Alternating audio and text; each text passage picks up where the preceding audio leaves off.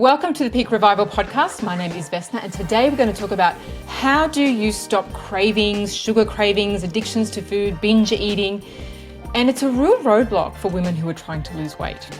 Now, you may be thinking that you don't have enough self-control or willpower, but researchers in obesity have found that it's unlikely that we have an epidemic of low willpower that's occurred over the last 30 years. So what is creating our cravings that we can feel powerless around, say around Tim Tams, Oreos, potato crisps? What is creating that? And the way to overcome it is to really look at our hormones and our biochemistry. Now, number one, ultra-processed foods is a huge factor. Ultra-processed foods is energy drinks, cereals, ice cream, chocolate, confectionery foods, eating out, takeaway, some sausages and hams and things like that are ultra-processed foods. Now, these foods have an impact on our hormones, particularly our brain. And just recently, I saw a documentary with an English doctor who did an experiment for 4 weeks, and his diet was mainly about 20% ultra-processed foods. And he did an experiment where he upped it to 80% ultra-processed, and he tracked his weight, his BMI, his hormones with another doctor. And what he found, or both doctors found very surprising at the end, after 4 weeks, he had gained 6.6 kilos, which is about 14 pounds. His BMI went up into the overweight range, and his body fat, actual amount of body fat, increased by 3 kilos or 6.6 pounds. But the other very interesting thing that they noticed was two hormones had changed. One hormone was ghrelin, which is our hunger hormone, stimulates our hunger. That had increased by 30%. And the other hormone, leptin, which helps us to feel satisfied and regulates our metabolism, had decreased. Okay, and he said he was always hungry. He was never satisfied. He was always looking for more food, and he really couldn't believe it, right? He was really surprised on the change that he had in 4 weeks. And this is the effect of ultra-processed foods. Now, food companies, food manufacturers, they are a business, and every business is designed to make a profit, and this is no different. Now, they have some of the best scientists in the world making sure that, they create food which is ultra addictive, that our brains crave and drive our brains crazy, but we never feel satisfied, which is why we can keep endlessly eating those potato crisps, right? And I've also heard that since the decline of the cigarette industry, right, the world's best scientists have moved from there and been employed into the food manufacturing industry, right? So, these are some of the best minds in the world designing food for the ultra addictive factor. So it's not a wonder that we're addicted to foods that are addictive. So the way that we get control of this or get a better handle of it, rather than just relying on willpower, is we really have to understand our hormones and our biochemistry. In particular, one is leptin resistance. Leptin resistance can happen when you've had a diet high in ultra-processed foods. It happens when we're overweight and there's insulin resistance, and I've talked about that in other podcasts. This is where, the main sign is belly fat, but we get fat all over, and it does slow down our metabolism. Stress is another factor because high cortisol levels will create leptin resistance.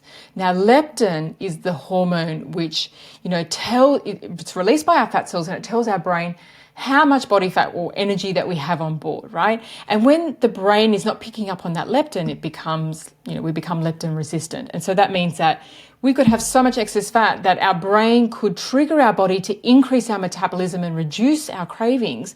But because of it's not picking up on those signals because of leptin resistance, it is not doing that job, right? So our weight should really be self-regulated. It's automated. I always say our metabolism's automated. We put so much effort and control into it, mainly because we don't understand, mainly because we're not working with our hormones and our chemistry that are really doing the job of maintaining our healthy weight. Now, the fourth factor which affects leptin and leptin resistance is circadian disruptions, a disruption to our circadian rhythm. So we have, our body clock, every cell in our body, our organs have body clocks, and all those clocks have to sync up to the master clock in the brain, right? And when there is a disruption, it creates addiction. So it's been researched to show that it creates addictions. It creates that grazing behavior where you feel like you just need to graze or snack or eat all day. And it means that a metabolism is unable to function correctly. So what can you do? So in light of all of that, what we want to look at is, yes, we want to eat for our hormones and we want to make small changes over time, because if you've ever tried, like some people can go cold turkey, right? They cut out all the, addictive stuff or the sugar or the, the processed foods, and they can do it, right? They can go cold turkey. But for most people, they find it really challenging. And so what I recommend is, number one, the best you can, remove the ultra processed foods, right? The sugar, the chocolate, the ice cream, the energy drinks, the cereals, and so forth, right? Because you have to understand, we get addicted to these foods and it feels like, at the end of a day, if I eat something sweet or if I eat something, sugary, whatever, I'm going to feel more relaxed. I'm going to feel better. That's my reward. If I'm stressed or I've had a bad day, whatever it is, right? But the fact that you eat those foods is the only reason why your brain is craving them in times of emotional distress, or even in times where you feel like you want a reward at the end of the day. Now, many years ago, I like to look at this like an addiction, like a smoking addiction. Many years ago, there was a guy called Alan Carr. He had, I think, the most effective treatment for helping people quit smoking, right? And he didn't use any tools or anything. He really showed people that the reason why they're addicted is because nicotine is addictive, and that sounds really obvious, but people didn't see that. They saw the stories that they related to having a cigarette, right? They felt that, it really completed a meal when they had a cigarette after a meal, or it really helped them to be social when they went out with friends. It was more social. Or when they were stressed, it helped them to unwind. Well, he really broke it down. He said, at your mealtime, all you're thinking is having a cigarette, right? So really, you're the least relaxed person having a meal, or you're the least relaxed person in a social setting because you're thinking about you want to go out and have that cigarette. Or when you're stressed, it's a very isolated experience. And in fact, cigarettes do nothing to relax the nervous system. So he really broke down those stories to show you, you're addicted to an addictive substance. It doesn't actually do anything to soothe you. And this is kind of the same for ultra-processed foods, right?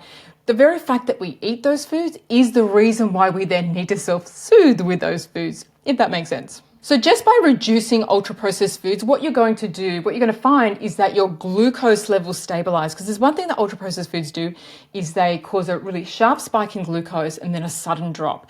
And it's those highs and lows. It's like a roller coaster that makes our energy up and down, our mood, our mental focus, can trigger anxiety and irritability. But it triggers more cravings, right? When the sugar levels are low, we're going to need more sugar to bump that up really quickly. So just removing those will already start to stabilize that out. You'll have less cravings. Secondly, you want to make better choices with carbohydrates. So I'm not saying cut out carbohydrates or do anything drastic, but make better choices, like your starchy vegetables, your fruits, those things that you can keep in your diet to make sure that you're getting the carbohydrates, which still relaxes the nervous system if you're stressed or having, you've got a busy schedule. So the other thing is to make sure that you initially don't go too long in between meals. Don't have, skip breakfast and then have something at 11 a.m. and then you don't have anything till the afternoon, and then you could be grazing all day up until the evening, right? So I had a client who found that when she came home from work, she basically went to the pantry, she had her head in the pantry the whole time, ate dinner, and was still found herself snacking, right, up until she went to bed. And it was a complete roadblock for her to lose weight, right? And all we did was regular meals. We cycled in some carbohydrates. And she not only lost a lot of weight, but she got on top of her cravings, right? She didn't crave processed foods anymore. She wasn't in the pantry. And it felt, key thing, it really felt effortless. She didn't feel like she was using her willpower, but her body and her chemistry was really supported and very stable. So her body wasn't craving those foods.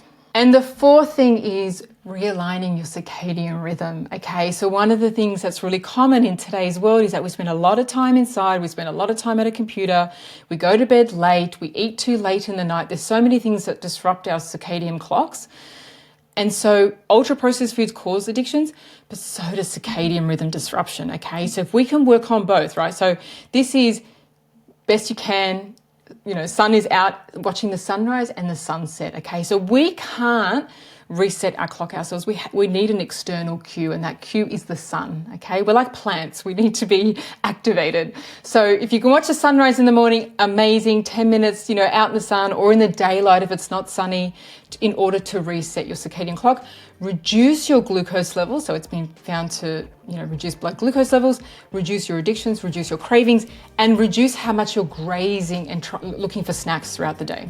Okay, so I hope that was really helpful. I would love for you to comment below if you're struggling with these cravings and addictions and you have felt maybe in the past felt a bit powerless around them, and what you could do out of what I've just said that would be the easiest thing that you could even start to do tomorrow. Let me know in the comments below.